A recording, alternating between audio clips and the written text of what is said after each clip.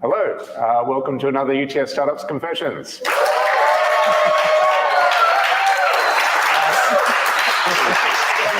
Good energy.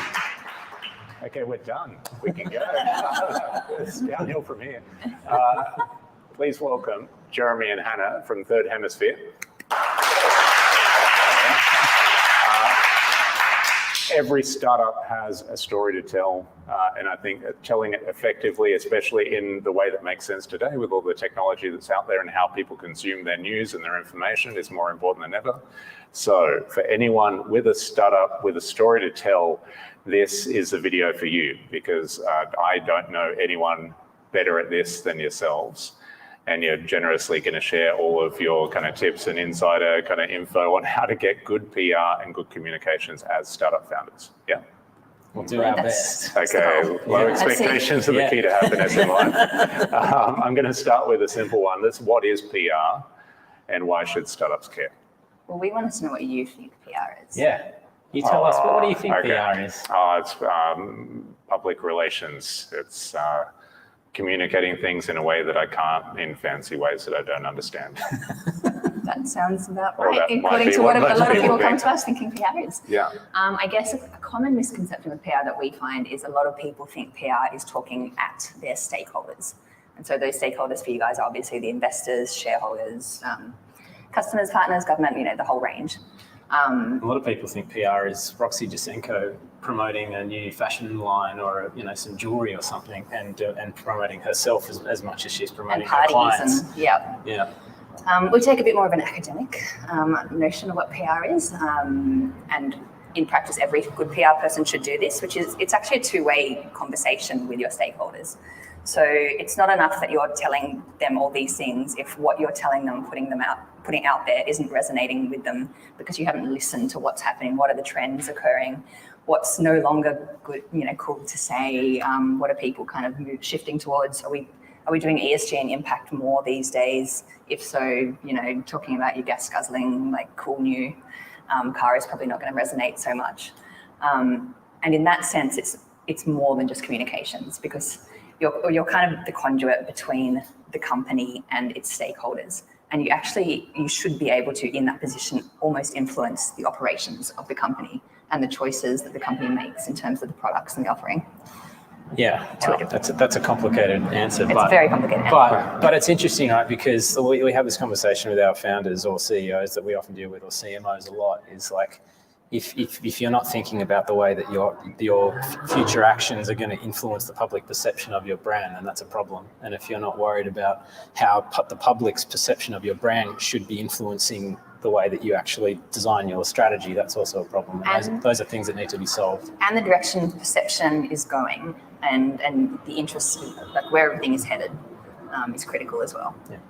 Okay, well, that's a good question, because in today's tech world where everyone's consuming on TikTok and there's, not really engaging with anything, how does that change how you do what you do? What does PR look like in a kind of zero attention span tech world? And in a world where there's a lot of misinformation and lies and no sort of, there's less influence over independent validation of actual facts being promoted to large audiences. So that's a really important thing. Like that's the fourth estate, the role that the media plays, that these institutions that should have more trust than a lot of people have in them these days, because a lot of them, particularly the large ones, like obviously News Corp has its biases, and that's not great. But Nine and Fairfax also, like all publications have their biases, but with that in mind, they are independent and they need to form their own opinions, and journalists are humans that want to put out credible stories as much in most cases. Well, and so getting that validation is really important. And a mistake people make is talking about the media as if it's this one homogenous entity that all kind of moves in the same way. News Corp, right? We know it's right-leaning, conservative, but when you deal with individuals at News Corp, it's not. So David Swan in the tech section is a raging lefty, if you haven't, just so you know. And he sits there because he wants to infiltrate from the inside. And anyone who thinks the media is just being, easily swayed has never tried to convince a journalist to write a story. It's very hard. They are not easily swayed. Yeah, so social media is a super important come back to channel. tech, yeah. Super important channel to amplify news. But if you can Credible news, amplify credible news from credible media sources, then that's far more powerful as a tool of influence potentially for your company and for your brand and for you as a spokesperson. Yeah, so me, if I want to get on LinkedIn and tell people, hi guys, I'm a thought leader. Like me just saying it, good for me. Maybe a few people go, okay, sure. But if I say, hi guys, here's my editorial that was published in the AFR on this topic that's really critical right now, I don't need to tell you I'm a thought leader because the news has told you I'm a thought leader. Yeah, they've judged you and deemed you worthy to have that platform. Well, let's go into that. So that's kind of what PR is. Why should people do PR?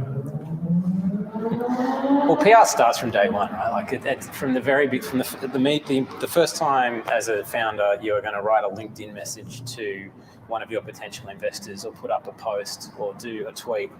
You've started doing PR. Relating to the public. That's public relations. You are communicating to people potentially, hopefully at scale, and so the point at which you do PR is day one. However, the way in which you do PR will change based on the maturity of your business. So it obviously makes sense from day one to do it yourself. At the point at which you've got some budget, or there's a higher risk because you maybe have a regulated entity, or maybe you've got a financial services license, then the risks are different. Then you might need some professional help with that. And when you start to raise more money and have more budget, then the risks also generally increase, but also you've got the ability to engage professionals to help you with it. And to bring it back to the why, for a lot of the people in this room who are either running startups, founding them, working in them, I'm going to assume a lot of you are solving a problem in a really unique way. So you're solving a problem in a unique way. You probably need funding, and you probably need investors to know what you're doing, why it matters, why the problem needs solving in the first place. You can't do that easily. And you also need to scale. So you need customers. You need a lot of them. To do that, you do need these communications at scale via a medium that affords you the credibility. So if you're in the AFR, if you're written up in the AFR, investors know there's something good there. They're not going to necessarily take out their wallet just because they've seen a story, but they know your face. And then the next time you walk into the room and try to pitch them, I know about you. And then if you have a really skilled PR company working behind you who has someone like Jeremy, who has been an investor himself and has built businesses and knows the language that is required, those key messages should infiltrate that story. So it's not just a Roxy Jazenko or, just a PR person who's like, I know how to write really well and I don't, have grammatical errors, but I don't have that lens that's necessary for the investor. The story should actually resonate. And whether it's with investors or, potential partners, whoever that stakeholder might be. Okay. And you've been running for about 9 years now. Almost, yeah. It might be good to go into a couple of stories. Can you think of a time when things have gone particularly well for a startup because they've really nailed the PR on what they're doing? And talk about Super Fierce. Yeah, Trina from Super Fierce is a really good example. She came to us, I'd known her for a long time, similar to knowing you for 10 years. I met her at a similar time, and she came to us having been working on the business for a couple of years. She was just about to go and raise about $1.5 million, which is a pretty small round in the grand scheme of things these days. But it's a significant round from the perspective of a founder raising money for the first time. So she's like, okay, I've got this $1.5 million I'm raising. I am going to have a financial services license. I need to reach investors at scale nationally so that I can go and raise future rounds. How do I get cut through? Yeah, how do I reach all of the investors in Australia? And so the strategy that we put in place over 6 months was to anchor her launch announcement, because her product, Super Fierce, is scalable financial advice for super funds for women. And so we thought, okay, well, International Women's Day, that's a really good timely event through which to launch her. We got a feature in the Australian Financial Review. We got hundreds of other articles. Most read story that day. So 1.5 million raise was the most read story in the AFR. So that's quite unusual. Yeah, 1.5, but from the perspective of the AFR these days is a very small round. So it's actually pretty hard to kind of crack them with a round like that. But it was topical, it was important, it was timed correctly.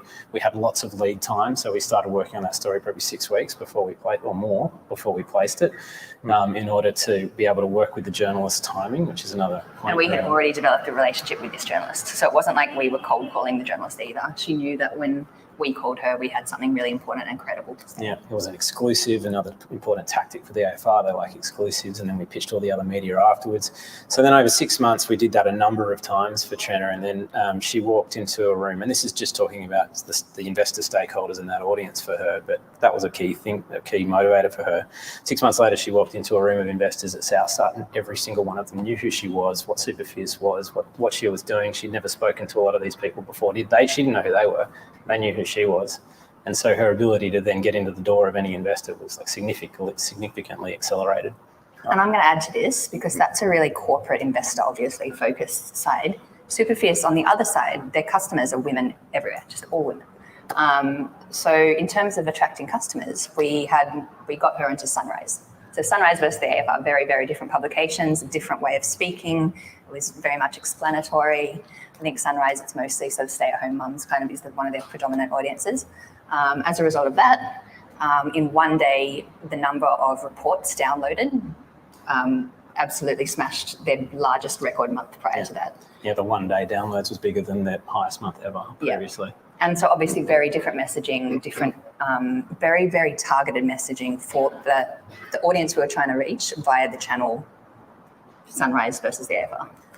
Yeah, okay. And to go into bad example, yeah? Yeah. Well, this quickly, like instead of this chucking it up on LinkedIn and saying, hey, I got 1.5 mil, yay for me. Don't do that. So don't do that. And also kind of missing the opportunity to become that thought leader that then gets speaking opportunities and then gets recognition and can leverage that into other things like Sunrise. Sounds like that's it's very cumulative, really. And you do get to put it on LinkedIn once you've got the story. So if you do it before you've got the story, especially if you pitch it as an exclusive, the journalist will just can it. Whereas if you are patient, and it might take weeks or even months sometimes, you then get to share your news on LinkedIn, humbly talking about how Paul Smith wrote about you. It sounds a lot more. It sounds super obvious when you say it, but 3/4 of the word news is new. And so if you've spoken about it elsewhere and it's not new and the journalist can't break the news, it's no longer news. And so it's a mistake. It's a mistake that a lot of founders make. They're like, I've just put this thing up on LinkedIn. Can you get the AFR for it? And we're like, no. So we can't. Yeah. So that's something, just particularly with tier one media as well. Well, let's go down that path. The kind of people that have got it wrong or PR you've seen that's gone really badly. So we used to represent Volt Bank. It's not a bad news story for them. We quite liked the way that Steve Weston, the CEO, allowed us to do our jobs. Obviously, being a neobank, apparently it's not very easy to build a bank. Who would have guessed? But watching, probably their closest competitor, we would say, was Zinja. And just watching the difference in the way Steve Weston, the CEO of Volt, engaged with the media versus, can't even know his name. Eric. Yeah, Eric from Zinja. Eric from Zinja. We would describe Eric as quite reckless. He would put news out there, things hadn't sort of been signed, and he'd sort of talk about them anyway. He was really bullish. And as a result, when the industry, for other reasons, sort of dwindled and one might say failed, when Zinja went down, the journalists kind of relished it. They wrote stories like controversial neobank Zinja, he was too outspoken, and it was quite mean. It was like kind of kicking someone when they were down. But everyone sort of thought he deserved it. And the fourth estate, the journalists feel like it's their job to uncover reckless, irresponsible behaviour that when you're managing other people's money. Well, in fact, we know that Yolanda Redrup is currently on maternity leave, tech editor at the AFR, or tech journalist. She will ask a startup, when do you think you're going to raise this money by? Oh, July next year. Let me write a calendar note, and then she'll chase it up. So you really have to be very, very careful. Some journalists really pride themselves on playing that fourth estate role. Good, and I agree. I absolutely agree. You have don't come to a PR company acting recklessly, doing and saying silly things and then thinking you'll just fix it, right? No, we'll tell you to stop your actions. We're not going to admonish the journalist. The journalist is doing the right thing. Good PR is not about spin. No, 100% good not. PR is about anyone who says that communicating authentically things that you're doing well and crisis managing things that could go wrong. And when the feedback is from a journalist, we don't like the way company X does this, or if they do that, they're probably going to fail. We tell you, and we expect you to take that on board as any other stakeholder. If an investor had said that to you, and reconsider your business model. Volt. And when Volt unfortunately had to hand in its ADSL, after 2.5 years of very cautiously managing relationships with journalists and being conservative in the way that we did a lot of proactive media. When that was covered, there was a completely different tone. There was this sort of sense of sadness that the neobank experiment didn't work out. Tony Boyd at Chanticleer in the AFR, he originally was a skeptic. He thought neobanks, they're not going to work out. So we obviously saw him as someone we needed to win over during those 2.5 years. Sat him down, talked him through it, got him more comfortable, created that trust with Steve, who, to his credit, was very open, willing to talk about the difficulties, made himself available whenever Tony Boyd had a question about the industry in general, and Steve didn't necessarily benefit from it. And as a result, he was one of the biggest supporters. He was like, it's such a shame. This is a really sad day in banking in Australia. Yeah, it was widely reported with empathy as opposed to criticism. Very different tones. And that's a bad event managed well by the company as well as the PRs. Okay, so everyone wants that kind of publicity, and a lot of people watching may not have the funding to do it well from day one. Can you start to talk about some kind of DIY checklist for all the founders that are watching that need to understand what they should be doing? Yeah, look, journalists are humans, and if it's media that you want to crack, then you need to build relationships with the humans. So how do you do that? There's lots of ways, but you can meet them at events. You can start to, like, Twitter's now a whole nother thing. Well, the first thing you need to do is figure out which journalists you want to form a relationship with. So obviously you can troll the newspapers, and you can start with the AFR if you want, the Australian SMH Daily Telegraph. You might want to just start with the tech journalists, but then also a lot of you are applying tech in specific industries. So if you're disrupting the real estate industry, there's a real estate section or a property section, whatever is appropriate for you. They might be easier than the tech section, in fact, because tech is every single person who's running a tech company, whereas real estate, the tech companies in real estate are a bit more novel, I guess. So you know who they are. You've also got trade publications, so Real Estate Business Online, if we're talking real estate, Startup Daily, if we're just talking startups in general. Those journalists are present on LinkedIn, they're present on Twitter, they're present at events. So add them on Twitter, X, whatever we're calling it now. And then engage. And by engage, I don't mean tell them about your product. I mean, read a thing that they've written, either agree, add something insightful, let them know that you're someone of interest. Your product or company will speak to them at the point that it's ready to speak to them. But at that point, if you spent 6 months getting yourself on their radar, they'll see your name in the inbox and they will open that email.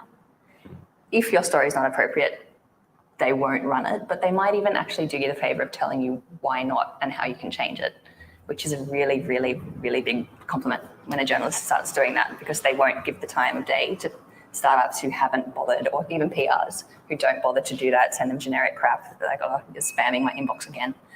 And events. A lot of them have to be there. A lot of them are on stage. You know where they are. You know they're going to walk this way. Ambush. Just say, hi, I loved your story on whatever.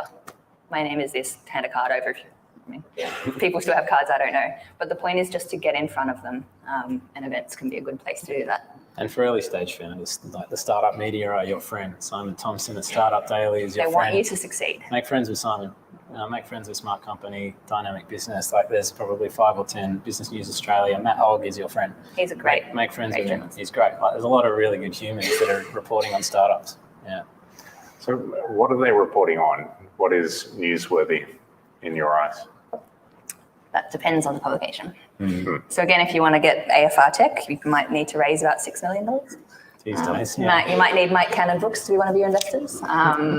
Or some credible venture fund or someone. But then it also depends on industry. So fintechs, just 9 years ago when I set up Third Hemisphere, I got one on the front page of the AFR for starting a startup.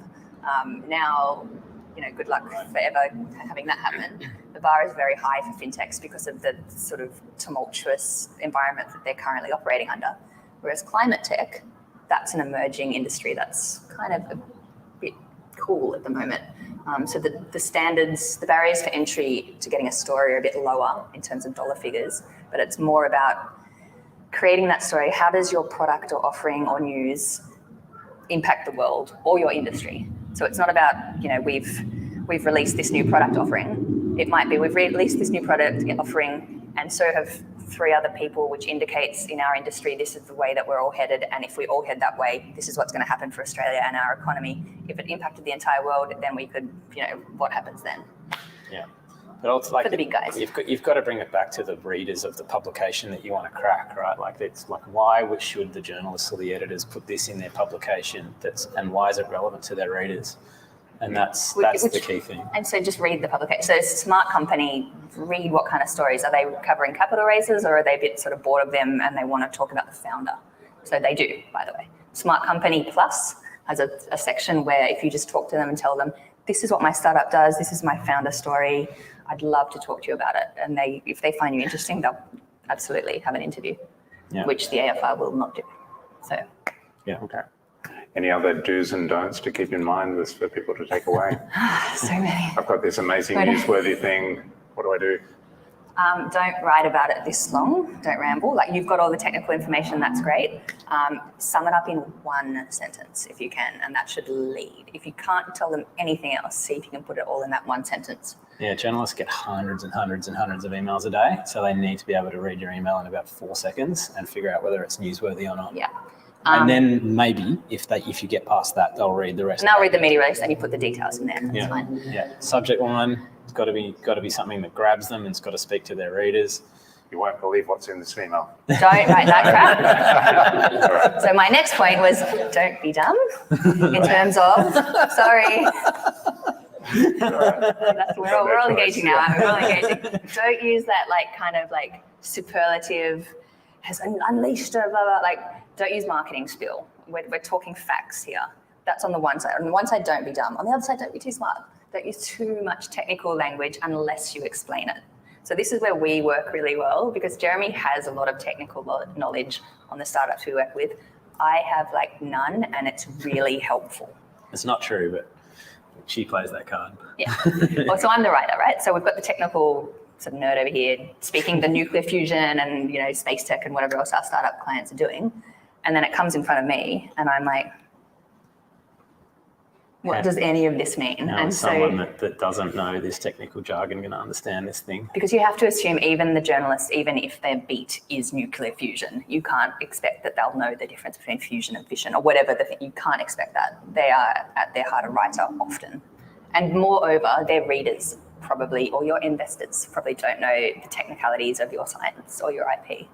So if your mum doesn't understand it, or your dad or whoever, then you need to rewrite it in a way. You can use the technical term and then go comma, which means something simple. English. Yeah, I think the other big don't is don't treat journalists like your marketing tool.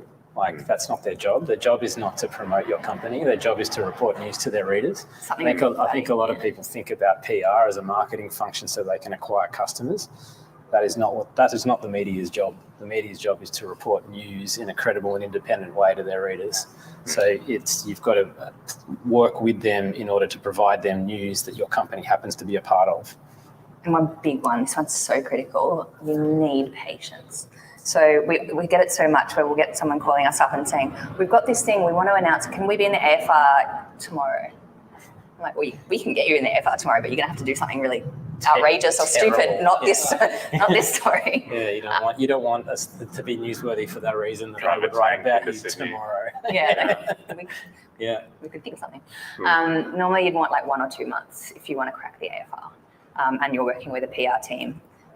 Because they're going to need a lot of time to work out what the best angle is, to look at what is being reported in the AFR, to think, on October 14th, we're all voting for the Voice, we're all voting yes for the Voice. And so we know that before that for a week and after that for a week, there's going to be this media vortex of no stories happening. You need to be able to plan for things like that, or it might be reporting season, February and August. Unless you're an ASX listed company worth more than 200 million capitalization, you're not going to get covered. And then you have to, so say you get the interest of Paul Smith or whichever journalist you're targeting, he might say, cool, love this story, can't do it for 2 weeks, is that okay? You say yes. And then 2 weeks come by and you're like, yay, I can't wait. This is the day I get to post about it on LinkedIn and send it to my mum, And then Paul says, sorry, too full this second week, can you wait another week? You can wait another week. It's always worth it. And don't post on LinkedIn during that time. It's just, we've had stories take 3 4 months, and it's sadly sometimes. It's agonizing, but it's the only way when you're not Combank or if you want the big tier one hit. Yeah, trade press is a little more flexible, a little bit easier. Absolutely. So they've got fewer resources, ironically. So they're more stressed, I find, but for different reasons. But as far as the real estate that they've got, like they're not getting slammed with thousands of big national stories every day. So they have to pick through to find the right thing. And you can usually get both if you do the exclusive in tier one, and then once that story runs, you must distribute to the other trade press. Except there is a trend where increasingly the trade press are kind of pushing back against exclusives. So sometimes they get really, really, really angry.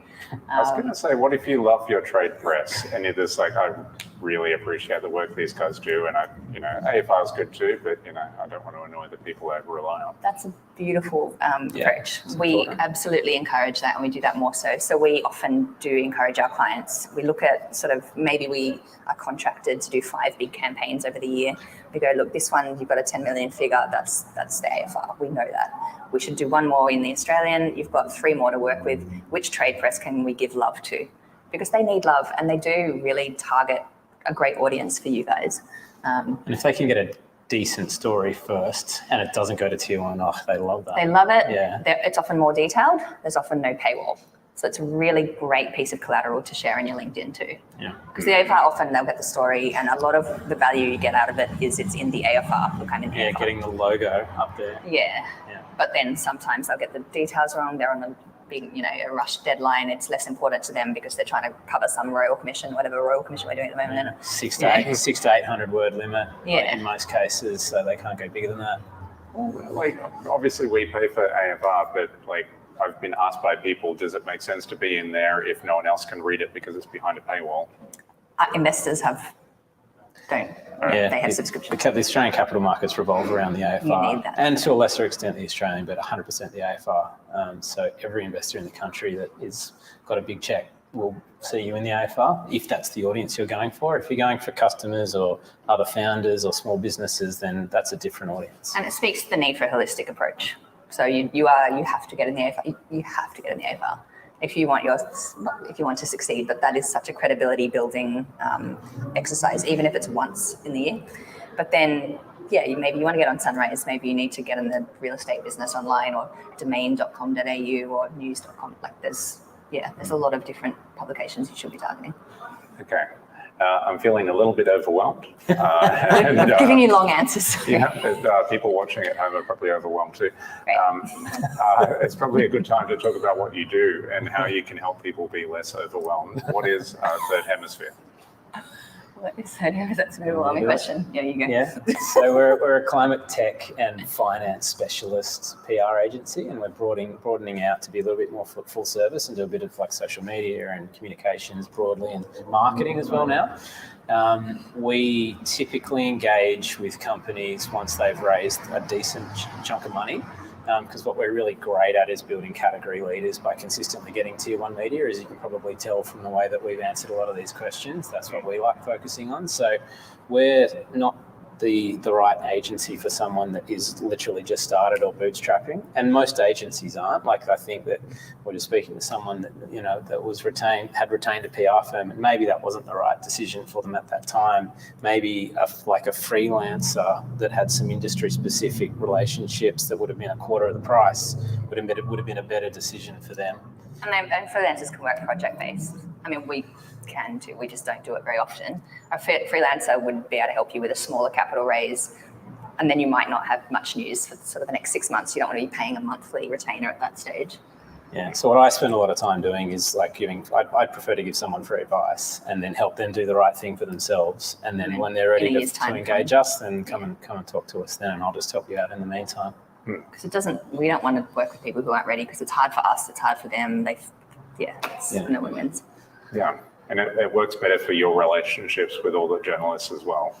I think having the right clients coming through and preparing them well and having consistently good things that you can pitch, that's got to be productive. Yeah, it's better to have that number of the percentage of yeses should be fairly high. Otherwise, at one point, they'll stop replying to our texts. So yeah, there are a lot of agencies out there. There's a lot of sort of 1, 2, 3 person shops. You know, we're 8 people now, so we're a little bit bigger, but there's a lot of 1, 2, 3 person shops, and we were that a few years ago, that really try to do a really good job, but often don't. So I think you've got to be really careful of who you engage and making sure that they are specialists in the kind of business that you are doing, and they've got the relationships with the right journalists. And they're going to check out your expectations, because if you're a startup that's fairly early stage and you have an expectation of getting in the AFR once a month for an entire year, and they are like, yeah, I'll do that. They won't. They're lying. Yeah. But some companies are happy to take you on for 2 or 3 months or 4 or however long they can string that out and then get fired. There are some people who do that. And some people might just think that they can, and they try it out and they fail inevitably, and it might not be like a malicious thing. But the news media from when I started Third Hemisphere 9 years ago to today is exponentially different. Or even from sort of 3 or 4 years ago to today, it's just so different. Okay, and on that note, I will just say, I don't know a PR firm that has a better understanding of startups and startup media than yourselves. I think if someone was out there looking for this is my personal recommendation. I think it's definitely worth a chat. So people search for Third Hemisphere and they'll be able to find you. Yep. Yeah, I'm on LinkedIn. That's the easiest way to get to me. Okay. Yeah. Okay. Good luck with your LinkedIn inbox. I think we're going to wrap up there. I think we'll go into a private Q&A now where we can get into the really juicy questions. For anyone watching at home, sorry, you're going to miss out. But if you come down on a Friday, every Friday at 3:30 at UTS Startups at Central, we run these kind of sessions, so we'll see you there. Please join me in thanking Jeremy and Hannah.